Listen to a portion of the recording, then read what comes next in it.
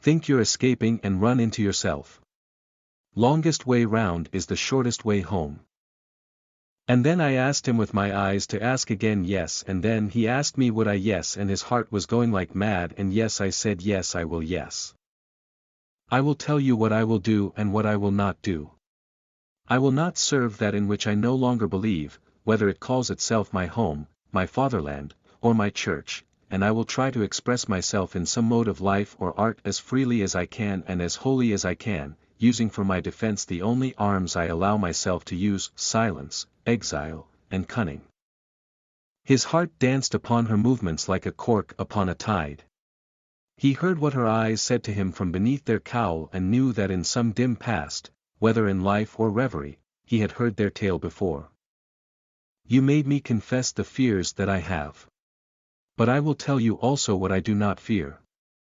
I do not fear to be alone or to be spurned for another or to leave whatever I have to leave.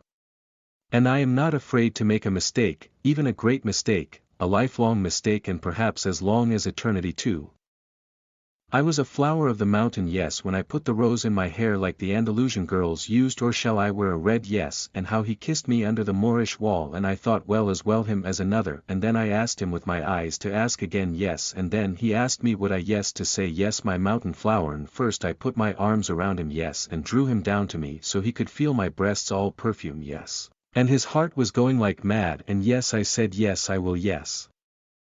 A few light taps upon the pane made him turn to the window. It had begun to snow again. He watched sleepily the flakes, silver and dark, falling obliquely against the lamplight. The time had come for him to set out on his journey westward. Yes, the newspapers were right, snow was general all over Ireland. It was falling on every part of the dark central plain, on the treeless hills, falling softly upon the bog of Allen and, farther westward, softly falling into the dark mutinous Shannon waves. It was falling, too, upon every part of the lonely churchyard on the hill where Michael Fury lay buried.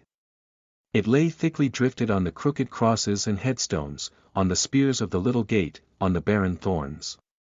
His soul swooned slowly as he heard the snow falling faintly through the universe and faintly falling, like the descent of their last end, upon all the living and the dead.